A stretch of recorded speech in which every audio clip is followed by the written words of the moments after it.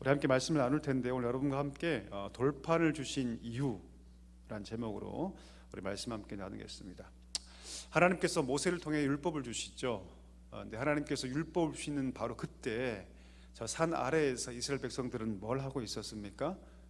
그들은 금송아지를 만들어서 우상 숭배하고 있었습니다. 참 아픈, 안타까운, 너무 고통스러운 모습이죠. 하나님께서 모세에게 율법을 주고 계시는데 그 현장에서 그들은 우상 숭배를 하고 있었습니다. 내려와 보니 그들이 금송아지를 한 가운데 두고 빙빙 돌면서 나름의 잔치를 벌이고 있었습니다. 모세가 아주 대노를 하죠. 크게 화가 나죠. 그래서 가지고 내려왔던 그 둘판을 던져 깨어버립니다. 약속의 판, 그 언약의 판을 깨어버리죠. 모세가 이것을 화가 나서 했는지 아니면 또 다른 이유가 있는지 정확하게 우리가 규명할 수 없지만 한 가지 확실한 건 뭐냐면 모세가 이 돌판을 깨트린 이유가 일방적으로 지금 이스라엘 백성들이 우상 숭배를 통해서, 그냥 죄가 아니죠, 우상 숭배를 통해서 일방적으로 이 언약을 파기해 버립니다. 언약을 깨버리죠. 아마도 모세는 그들이 우상 숭배를 통해서 그 언약을 깨트렸으니 내가 지금 가지고 온 이 언약의 판, 이 돌판이 의미가 없다고 생각했던 것 같습니다. 자, 그런데 오늘 본문에 보니까 하나님께서 무엇을 명령하고 계십니까?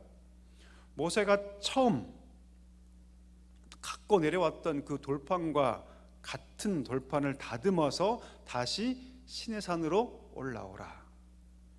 돌판 위에 처음에 내가 주었던 그 계명을 다시 새겨주겠다고 하나님께서 말씀하고 있습니다. 자, 그러면 왜 하나님께서 깨어져 버린 그 두 돌판, 깨어져 버린 그 돌판을 왜 다시 만들어 주시겠다고 말씀하실까요?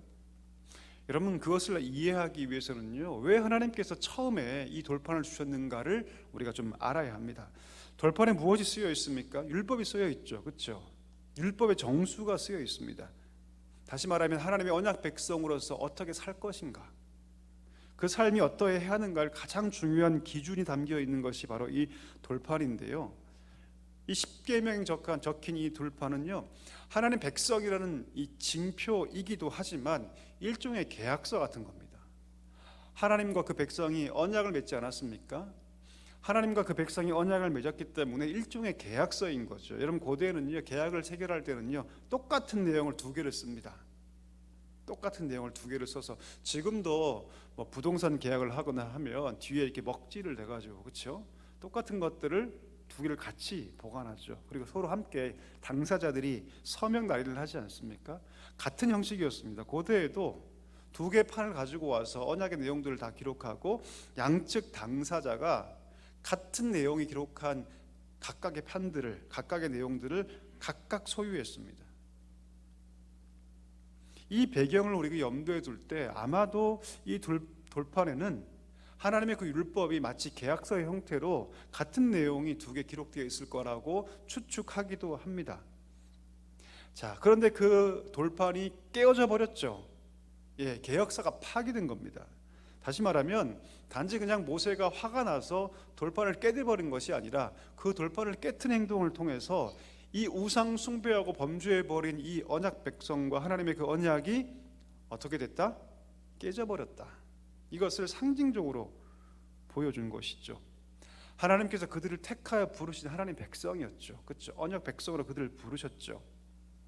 그냥 부르신 게 아니라, 어쩌다 그냥 눈에 띄어 부르신 게 아니라 하나님께서 첫 그 약속의 시작이었던 아브라함에게 주신 그 언약의 기초에서 그 백성을 부른 거였죠. 그런데 그냥 죄가 아니라 우상 숭배의 죄였습니다.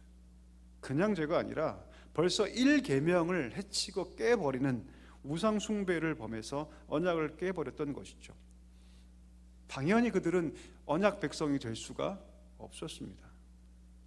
깨진 두 돌판이 의미하는 것은 무엇이냐면 더 이상 너희가 언약 백성이 될 수가 없다라는 것을 보여주는 일종의 계약 파기 행동이었다는 것이죠.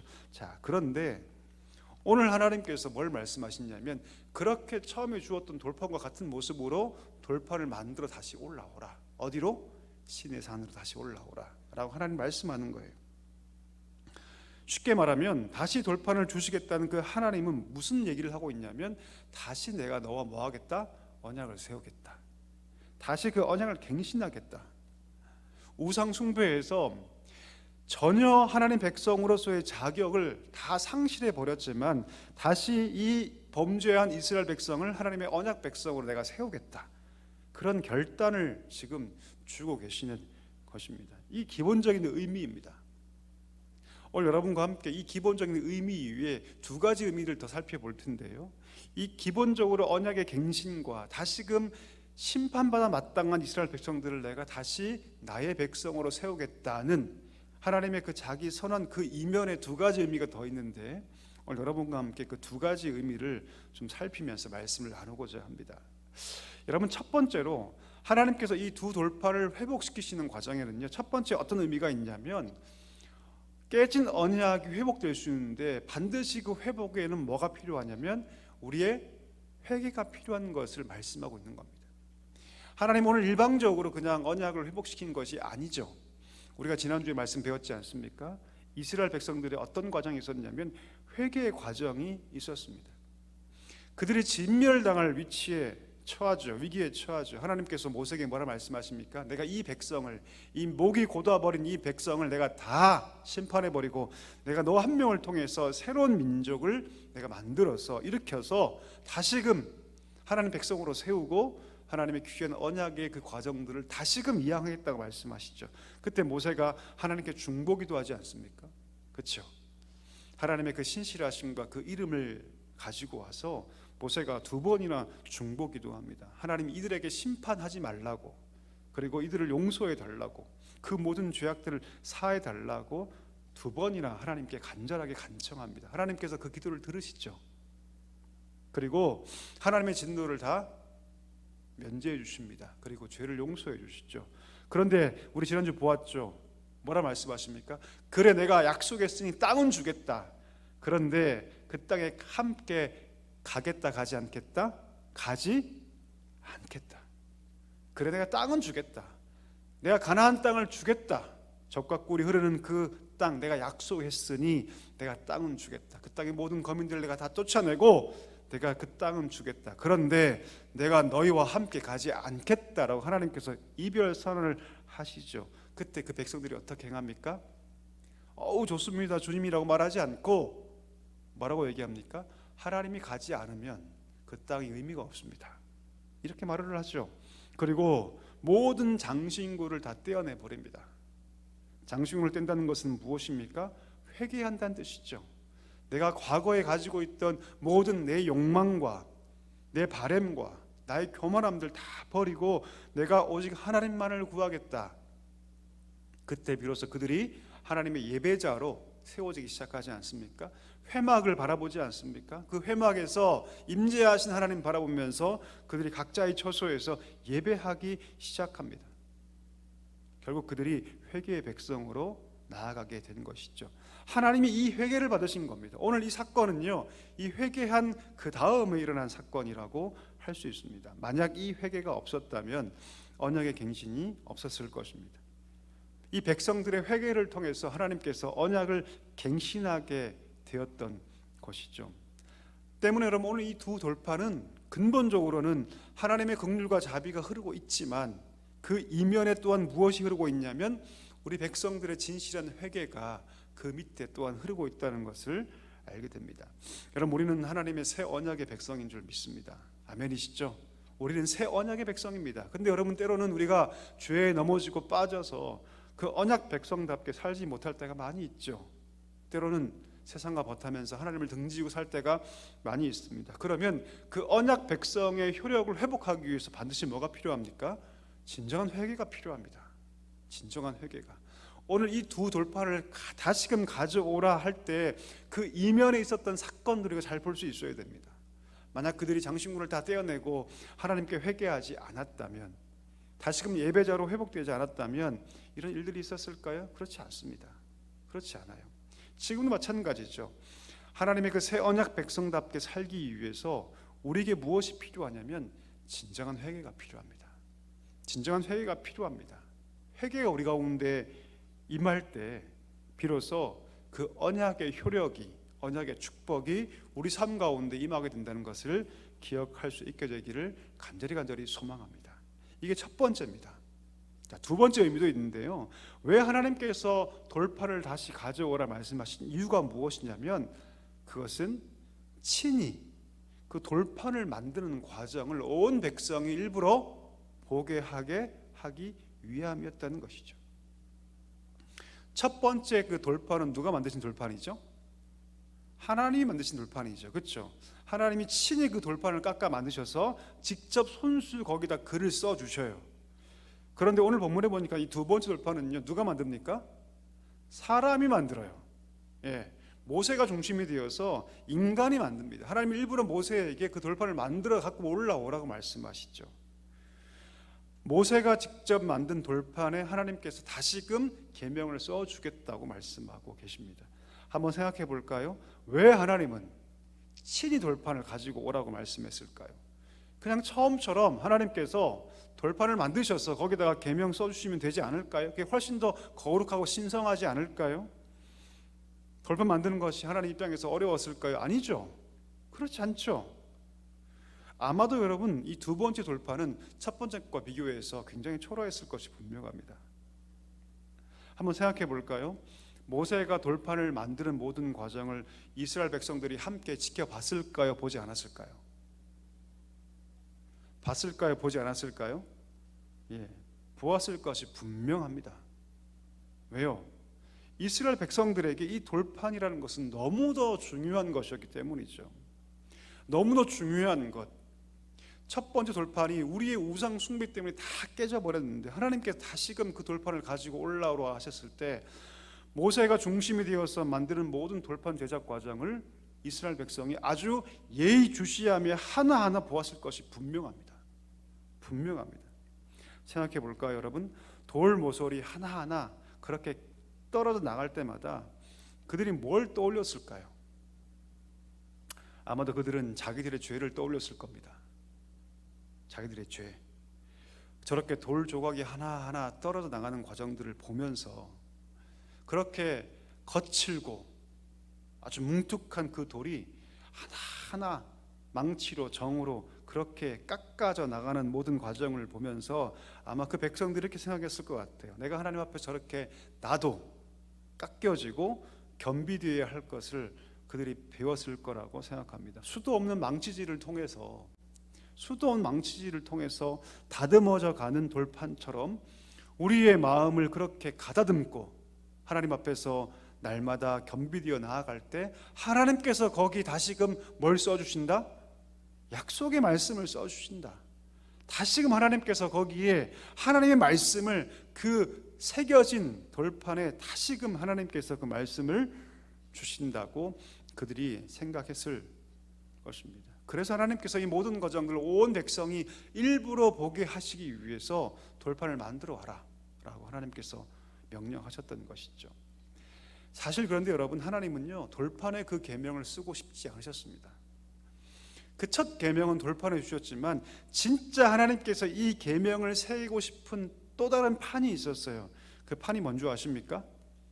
돌판이 아니라 무슨 판? 우리 마음판이에요. 마음판. 정말 하나님께서 그 계명을 쓰고 싶으셨던 판은요 돌판이 아닙니다. 사실 정말 하나님께서 쓰고 싶으셨던 판은 따로 있는데 그 판은 무엇이냐면 우리 사람들의 마음판이었어요. 마음판. 왜요? 두 돌판은 언제든 깨질 수 있죠. 그렇죠? 예, 그 돌판은요 언제든 깨질 수 있습니다. 그런데 우리 신비, 우리 마음판에 새겨진 그 언약의 말씀은 깨어질 수 없는 약속의 말씀이기 때문입니다. 신명기 6장 6절에 보면 오늘 제가 이 시트지 참고 구절 1번에 적어놨는데요. 한번 볼까요, 여러분? 신명기 6장 6절 우리 다 같이 한번 읽어보겠습니다. 같이 읽습니다. 오늘 내가 명하신 이 말씀을 너는 마음에 새기고. 아멘. 모세가 신명기, 특별히 모압 평지에서 출애굽 2세대를 향해서 율법을 갱신하면서 다시금 설명하면서 뭐라고 얘기합니까? 하나님께서 이 말씀을 주신 것은 이 말씀을 어디에 새기라고? 너희 마음에 새기라고. 너희 마음에 새기라고. 이 돌판은 언제든 깨어질 수 있고 이 돌판은 언제든 다 다를 수 없어질 수 있으니 그 말씀을 마음에 새기라고 말씀하고 있습니다. 나중에 여러분 예레미야에 보면 하나님께서 새 언약을 예언하시면서 뭐라 말씀하십니까? 내가 다시는 돌판에 이 말씀을 새기는 것이 아니라 어디 새길 것이다? 내가 부드러운 마음, 이 살 같은 마음, 여러분 살을 만져보면 말랑말랑하고 부드럽죠, 그렇죠? 이 살 같은 마음을 내가 새 백성, 이스라엘 백성들에게 내가 주어서 그 마음에 내가 율법을 쓸 것이다 라고 말씀하시죠. 이것이 새 언약의 백성이라고 말씀하세요. 여러분, 새 언약의 백성들은요, 그 말씀이 그 마음에 있어야 됩니다. 우리 한번 스스로에게 질문해 볼까요? 나는 하나님 말씀을 내 마음에 새기고 있는가? 우리 한번 돌아봤으면 좋겠습니다. 마음에 그 말씀이 새겨져 있다는 것은 무슨 의미일까요? 그것은 내 생각과 내 감정과 내 판단 속에 늘 말씀이 있다는 뜻입니다. 다시 말하면 내 생각과 감정과 판단이 말씀과 완전히 동화되어 있다, 이런 뜻이에요. 왜 그럴까요, 여러분? 사람은 내 마음에 있는 것을 말합니다. 그렇죠? 사람은 여러분 마음에 있는 것을 따라 행동해요. 누가 시키지 않아도 사람은 그 마음에 있는 것을 따라 무조건 행동합니다. 사람은 마음에 있는 것으로 생각합니다. 내가 말하는 것, 내가 행동하는 것, 내가 지금 생각하는 모든 것들이 어디서 출발하냐면 내 마음에서 출발합니다. 자, 그러면 마음이 말씀과 하나 되어 있다면 그는 반드시 말씀을 따라 말하고 말씀을 따라 행동하고 말씀을 따라 그는 생각할 것이 분명합니다. 그래서 오늘 하나님은 말씀에 너의 이 마음에 그 말씀이 있어야 한다라고 우리에게 말씀하고 있는 것이죠. 우리 축복합니다. 이 새벽에 나오신 우리 귀한 성도 여러분, 여러분 마음 가운데 하나님 말씀이 충만하게 있게 되기를 축복합니다. 여러분의 생각과 내 감정과 내 말이 말씀으로 충만하게 되기를 축복합니다. 그 옛날 이스라엘 백성들이 정성스럽게 하나하나 그 돌판을 깎았듯이 우리의 모난 부분들, 우리의 죄악들, 우리의 약함들, 그것을 말씀의 망치로, 말씀의 정으로 깎아낼 수 있게 되기를 소망합니다. 그래서 우리 마음에 말씀이 새겨진 놀라운 역사 있기를 간절히 소망합니다. 우리 한 가지 더 볼 게 있습니다. 그것은 무엇이냐면 오늘 하나님께서 이 새로운 돌판에 내가 새로운 계명을 쓰게 될 텐데 누구만 올라오라? 모세만 올라오라. 심지어 그 산 언저리에 양과 소도 풀을 뜯지 못하게 하라 말씀하세요. 독특하시죠? 첫 번째 돌판을 하나님 주실 때는요, 아론과 훌과 장로들 여호수아까지 같이 올라가거든요. 그렇죠? 중턱까지는 같이 올라갑니다. 자, 그런데 두 번째 돌판을 하나님께서 주실 때는요, 혼자 오라고 말씀합니다. 그 이유가 뭘까요? 그 이유는 오늘 올라가서 두 번째 하나님께서 쓰실 그리고 임재하실 그 하나님의 영광이 정말 하나님의 영광 그 자체였기 때문입니다. 모세가 하나님의 그 말씀 받고 있을 때 다른 사람들이 임의로 범접하다가 죽을 수 있었기 때문이죠. 모세마저도 하나님의 얼굴을 보지 못하고 하나님의 등을 봐야 할 정도였던 것이죠. 여러분, 하나님의 임재가 있는 곳은 우리가 보통 구약에 보면 성소라고 얘기하죠.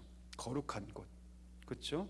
하나님의 임재가 있는 곳은 거룩한 곳인데 거룩한 곳은 거룩한 곳, 구별된 곳이기 때문에 죄인이 자신을 겸비하지 않고 온전하게 성결하게 하지 않고는 결코 그곳에 갈 수 있습니까? 없습니까? 없죠. 불가능합니다. 옛날 모세를 부르실 때 타는 딸기나무 정도여도 하나님께서 그 신을 다 벗으라고 얘기하시죠.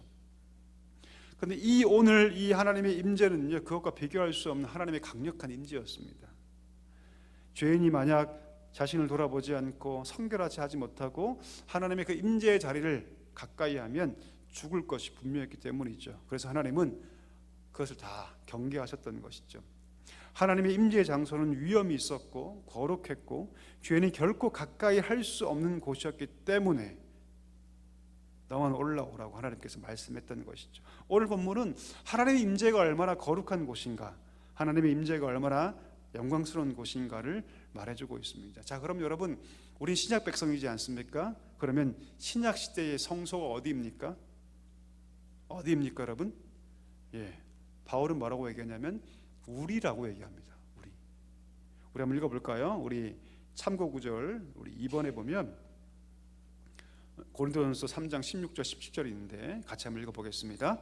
너희는 너희가 하나님의 성전인 것과 하나님의 성령이 너희 안에 계시는 것을 알지 못하느냐. 누구든지 하나님의 성전을 더럽히면 하나님이 그 사람을 멸하시리라. 하나님의 성전은 거룩하니 너희도 그러하니라. 아멘. 그 옛날 그 누구도 함부로 가지 못했던 하나님의 그 임재의 처소, 오늘 이 구약의 그 신의 산, 그 임재의 처소가 신약 백성 우리에게는 무엇이 되었다? 우리가 되었다고 얘기합니다. 우리의 마음, 우리의 심령이 하나님의 임재가 되는 하나님의 임재 처소가 되었다고 얘기합니다. 놀랍지 않습니까? 그럼 이것이 어떻게 가능하게 되었을까요? 예수님의 대속 사건 때문에 가능하게 된 겁니다. 하나님의 그 놀라우신 독생자 예수 그리스도께서 행하신 대속 사건 때문에 이것이 가능하게 되었죠. 성령의 임재가 우리 가운데 임하게 되는 것은 예수님의 그 대속의 의가 우리 가운데 부어졌기 때문에 우리가 의인이 되었기 때문입니다. 그 대속의 공로를 우리가 아무런 조건 없이 받았기 때문에 그 성령께서 우리 가운데 임재했다고 말하고 있는 것이죠. 이 구약에 아무도 가지 못했던 그 하나님의 임재가 오늘 그리스도의 대속과 성령의 임재 사건을 통해서 우리 가운데 임하게 된 것이죠. 여러분, 우리 안에 하나님 계신다는 사실을 믿으십니까? 이것을 믿어야 합니다. 우리 안에 특별히 너희가 하나님의 성전이라고 말하는 이 사실을 우리가 믿어야 합니다. 이 사실을 믿을 때 삶이 바뀌기 시작합니다. 우리 마음에, 우리 심령에 하나님이 계신다는 사실을 우리가 믿지 못하면요, 성도의 삶이 다른 길로 갈 수밖에 없습니다. 하나님이 그애들 그 신의 산에서 아무도 가까이 오지 말라라고 말씀하신 그 하나님, 그 거룩하신 하나님, 그 영광의 하나님이 성령으로 우리 안에 계신다는 사실을 여러분 믿을 수 있어야 합니다. 이것을 믿을 때 우리 삶이 바뀌기 시작합니다. 이것을 믿을 때 우리가 예배가 바뀌기 시작하고요, 이것을 믿을 때 우리 기도가 바뀝니다. 이것을 믿을 때 우리가 고난의 현장에 달할지라도 우리는 쉽게 넘어지지 않습니다. 이것을 믿을 때 때로 우리가 죄 가운데 빠진다 할지라도 마음에 하나님이 계시니, 아까 제가 얘기했죠, 마음으로부터 우리 생각과 감정과 말이 나온다고. 그러면 그 마음에 주님이 계시니까 우리가 쉽게 그 마음을 새롭게 할 수 있다는 것이죠. 바울이 뭐라고 얘기합니까? 너희 마음을 새롭게 함으로 너희가 변화를 받아야 한다고 얘기하죠. 그렇죠? 만약 하나님이 우리 마음 가운데 계시지 않는다면 우리가 마음을 바꾸는 것은 힘들 수 있어요. 그러나 마음에 누가 계십니까? 하나님이 계십니다. 성령께서 계셔요. 그러니 여러분, 마음을 새롭게 함으로 변화를 받아 하나님의 기뻐하시고 온전한 뜻이 무엇인가를 우리가 분별할 수 있습니까? 없습니까? 있죠. 가능합니다. 여러분, 하나님이 계시지 않는 자들은요, 그 마음 바꾸는 것이 힘들어요. 그 안에 죄성이 가득 차 있기 때문에 그 죄를 이긴다는 것은 불가능에 가깝습니다. 그러나 우리 신자들의 마음 가운데 하나님께서 계셔서 우리를 돕고 계신다는 것이죠. 그래서 여러분, 마음을 새롭게 함으로 변화를 받는 것이 가능합니다. 성령께서 그것을 오늘도 돕고 계시고 이루시고 계시기 때문입니다. 우리 마음 가운데 하나님께서 임재하신다는 사실을 믿을 수 있기를 축복합니다. 여러분, 우리 마음 가운데 하나님이 계신다는 사람, 믿는다는 사람은요, 우리 17절 말씀처럼 내가 성전인 것을 압니다. 아, 내가 성전이구나, 내 안에 하나님이 계시니 내가 성전이구나. 그러면 내가 깨끗하고 정결하게 살아야겠구나, 내가 깨끗하고 정결하게 살아야겠구나. 오늘 17절 보십시오. 성전을 더럽히면 하나님께서 그 사람 멸하시리라 말씀하지 않습니까? 하나님의 성전이 거룩하니 너희도 그렇게 살아야 한다, 오늘 말씀하고 있습니다. 말씀을 정리하겠습니다. 여러분, 오늘 우리에게 하나님께서 이 다시금 언약을 갱신하는 과정을 통해서 하나님의 그 언약 갱신하는 과정이 어떠한 과정인지, 더 나아가서 그 속에 진정한 회개가 있어야 한다는 것을 우리에게 보여주고 계십니다. 그 옛날 이스라엘 백성들이 망치와 정을 가지고 하나하나 돌판을 깨었듯이 그렇게 우리도 하나님 앞에서 깨어지고 부서져서 새 마음으로 주 앞에 나아갈 때 하나님께서 우리 가운데 정말 우리 마음 가운데 쓰고 싶었던 그 하나님의 말씀을 새롭게 우리 마음 가운데 써주실 줄 믿습니다. 하나님의 성전인 것을 꼭 기억하십시오. 우리가 하나님의 성전이니 날마다 거룩하게 진실하게 우리 주님처럼 그렇게 거룩한 삶으로 살아가야겠다 결단하시는 우리 모두가 되기를 주님의 이름으로 간절히 축복합니다.